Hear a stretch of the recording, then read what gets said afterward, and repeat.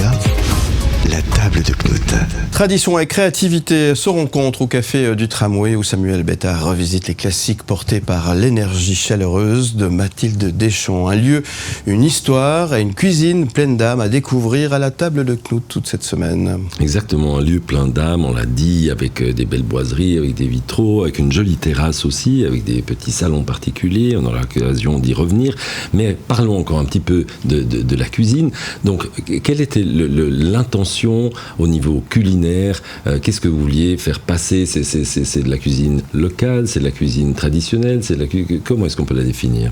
Alors, à la base, oui, plutôt bistronomie française, traditionnelle, mais effectivement, en travaillant beaucoup de produits locaux, mettre en avant beaucoup peut-être des saveurs un petit peu oubliées, mais revisitées donc par Samuel avec beaucoup d'élégance et de raffinement, très punchy aussi.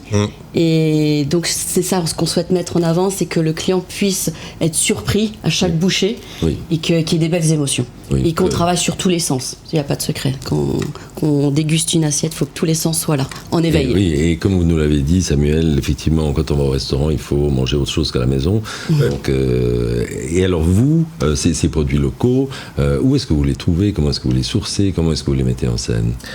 Moi, je les trouve grâce à mes fournisseurs. J'essaie toujours d'avoir un rapport prix, intérêt et goût qui va toujours, parce que pour que le client soit satisfait de ce qu'il a dans la bouche, ce qu'il va payer à la fin. Et moi, c'est un peu le nerf de la guerre quand même. Exactement. C'est ça. Parce que je peux pas me permettre de mettre toutes mes gammes de protéines, par exemple du luxe, du locavore exactement, mais par exemple la côte de cochon de Valentin Chapuis, elle a un coût, mais elle a ça reste du porc, mais je suis très fier de la présenter.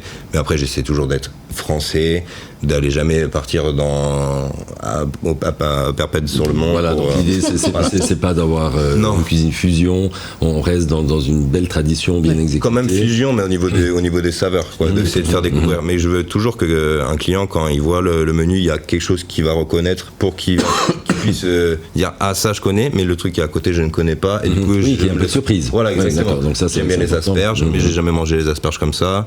J'adore les fraises. Les asperges, je les prépare comment? Là, en ce moment, je les prépare façon carbonara, et du coup, j'aurais bien aimé prendre du guanciale, mais le guanciale, c'est hyper cher, donc du coup, je prends de la pancetta. Guanciale, donc c'est cette charcuterie italienne qui est à base de joues, extrêmement savoureuse, avec un peu de gras, qui donne beaucoup d'ampleur. Oui, d'accord.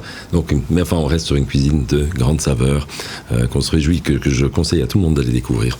En tout cas, on désire y aller, ce qu'on a un tramway nommé Désir. Voilà. Allez, on se retrouve très vite. À tout de suite. Où tu veux.